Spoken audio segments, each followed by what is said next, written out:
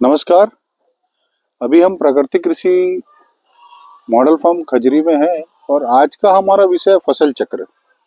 अभी यहाँ की जो परिस्थिति है, जब जहाँ पर हूँ, जिस जगह पे हम इस मॉडल फार्म को बनाया गया है, तो यहाँ हम प्राकृतिक खेती करते हैं और फसल चक्र अपनाते हैं।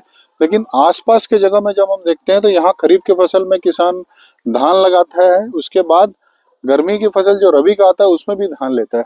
और ये बड़ा खतरनाक चीज है कि जमीन में एक प्रकार का पोषक तत्व तो एकदम कम हो रहा है और बाकी प्रकार के पोषक तत्व जो एकदम से बढ़ रहे हैं क्योंकि उनका उपयोग नहीं हो रहा है। तो ये अनबैलेंस होना बहुत ही जमीन के लिए, उर्वरक क्षमता के लिए बहुत नुकसानदेह साबित होगा आगे चल के। और आगे चल के बहुत ज्यादा मात्रा में इनको यूरिया या डीएपी उपयोग करना पड़ेगा, जो बहुत हानिकारक है, किसान का लागत को बढ़ा देगा। तो जैसे हम यहाँ पे खेती करते हैं तो हम हमारे पास पानी का कमी है, लेकिन प्राकृतिक खेती में जो ताकत है इसमें हम 3 प्रकार का फसल ले लेते हैं। पहली जो हम फसल यहाँ पे ले रहे हैं धान की लेते हैं, और मिक्स क्रॉपिंग में, मल्टिंग क्रॉपिंग में हम हल्दी ले रहे हैं, उसके साथ में हम धनिया ले रहे हैं, उसके साथ में भाजी भी ले रहे हैं, उसके साथ हम बैगन टमाटर भी उसमें ले लेते हैं। मल्टी लेयर फार्मिंग है ये वेजिटेबल्स वाला एक अलग एरिया हो जाए। तो खरीफ की फसल में हमारा मजबूरी है धान लेना, क्योंकि पानी बहुत ज्यादा होता है, खेतों में पानी भर जाता है। तो धान के अलावा कोई ऑप्शन नहीं है। लेकिन हम क्या करते हैं कि हम पानी की कमी है हमारे पास, तो हम तो भी हम 3 फसल ले लेते हैं।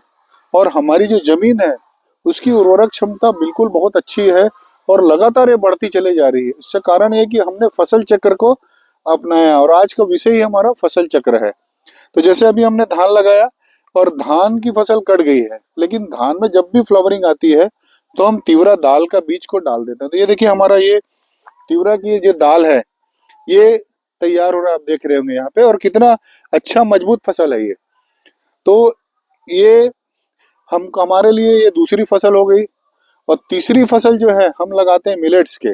मिलेट्स में हम लगाते हैं सावा, कोदो, कुटकी, कंगनी, हरी कंगनी, और ज्वार बाजरा भी हम इसके बाद लगाते हैं। तो ये देखिए लास्ट आ रहा है, जैसे ही इसमें फल आ जाएंगे इसके बाद हम इसको काट के अगली फसल जो है हम मिलेट्स का डाल देंगे। तो इसका सबसे बड़ा फायदा ये होता है कि ये जो हमने फसल लगाई इसमें ना हमको खाद डालना पड़ा, ना पानी डालना पड़ा, ये अपने आप प्राकृतिक रूप से हो जाएगी। तो ये हमारा एक इनकम हो गया, दाल निकल जाएगी हमारी तीव्रा, और आराम से हमारे पास 100 बोरी दाल निकल जाती है। तो ये हमारा एक एक्स्ट्रा इनकम हो गया। दूसरा, इसकी भाजी भी काफी बिकती है, तो भाजी भी हम इसको बेच के एडिशनल इनकम ले लेते हैं। तो ये 2 फसल हो गया। तीसरी फसल में हम लगाते हैं मिलेट्स का। तो मिलेट्स की फसल में सबसे बड़ी खासियत ये है कि इसमें पानी की जो मात्रा है, पिछले बार हमने लगाया था सिर्फ 3 पानी दिए, वो भी मिट्टी को हमने सिर्फ गीला किया, पानी को भरा नहीं। तो ये बहुत अच्छी स्थिति में थी, और मैं देख रहा हूँ अच्छा उत्पादन भी मिलेट्स का आया था। तो हमने सावा, कोदो, कुटकी, कंगनी, हरी कंगनी लगाया था। तो ये हमारा प्रयोग बहुत ही अच्छा सफल रहा।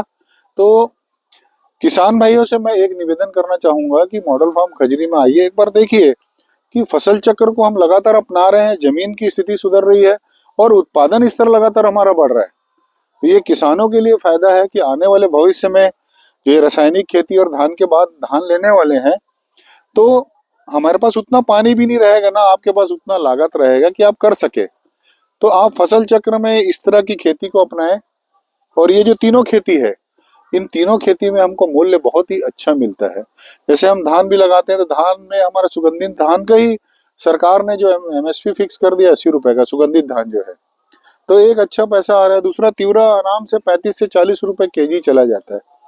और मिलेट्स जो बिक रहा है आराम से 70 रुपए, 60 रुपए, 90 रुपए तक कभी कभी चला जाता है रेट।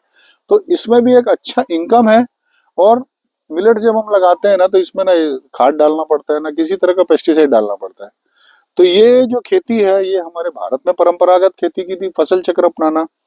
अभी किसान जो है अभी फसल चक्र अपनाना भूल गया है और सिर्फ बेचने के लिए धान उगा रहा है, जिससे वो खाने लायक भी नहीं है। तो आने वाले भविष्य में हम जो खेती होती है हमारे मनुष्य के पेट भरने के लिए होती है, तो ये पूरा सिस्टम खराब होता जा रहा है। तो आज नहीं तो कल किसान को फसल चक्र अपनाना ही पड़ेगा, और इसके अलावा कोई उपाय नहीं है।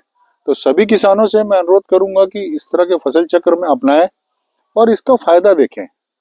और फायदा के अलावा आपकी जमीन और आपकी पानी की जो बचत है, क्योंकि जब हम धान लगाते हैं तो 1 हेक्टेयर में इतना पानी आपका उपयोग हो जाता है कि 80 साल का पानी जो आप पिएंगे वो 1 हेक्टेयर में चला जाता है। तो आप अपने जो आने वाली पीढ़ी है उसके लिए आप समस्या खड़ी करने वाले हैं कि पानी का हमारे पास स्रोत जितना भी जमीन में 4% बचा है और आने वाले समय में हमारे पास पीने के पानी की स्थिति और खराब हो जाएगी। तो हमको समय रहते हमको सजग रहना पड़ेगा और इस ओर किसानों को ध्यान देना पड़ेगा, और किसान इसको देखना समझना चाहता है तो आप सभी मॉडल फार्म खजरी में सादर आमंत्रित हैं।